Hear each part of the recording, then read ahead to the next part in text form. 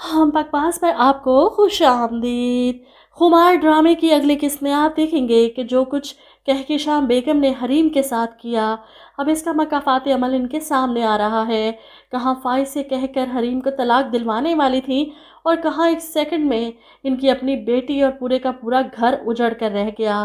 Police इनके शोहर को पकड़ कर ले गई। लाइबा के लिए आई हुई बारात भी वापस चली गई। ये सब देखकर हरीम को काफ़ी दुख होता है, इतना कि हॉस्पिटल तक पहुंच जाती है।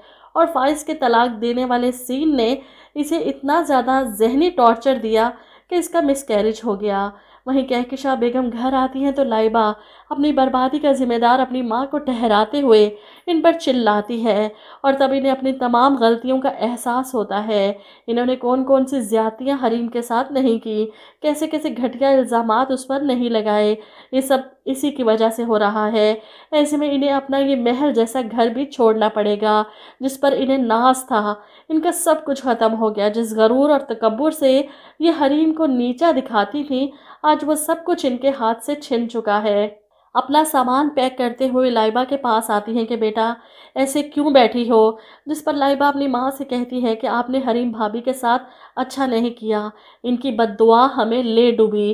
कहकशां बेगम को एहसास है लेकिन वो लाइबा को चुप करवाती हैं कि बेटा ये वक्त इन बातों का नहीं, उठो और अपना सामान बांधो, हमें जल्दी यहाँ से निकलना है।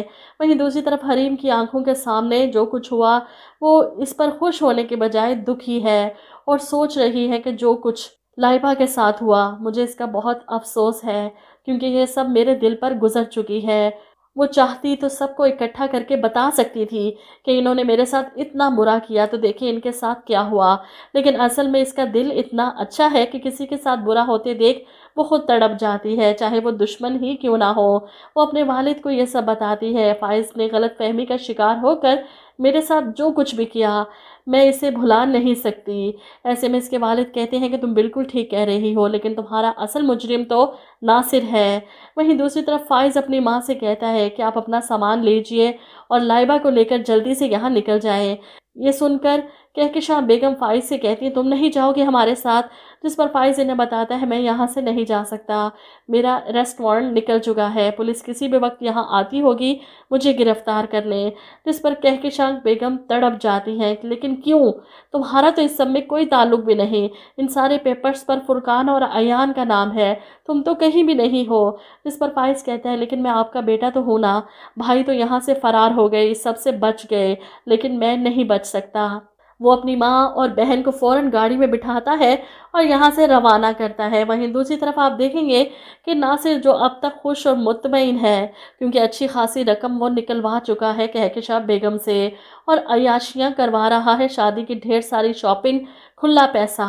इसकी माँ इसे अपने तौर पर दुआएं देती हैं, ये जो कुछ तो कर रहा है ना इसका बदला तुझे यकीनन अल्लाह देगा। और यहाँ चाय पीते हुए नासिर की ज़ुबान ही सड़ जाती है गर्म घूंट भरने से।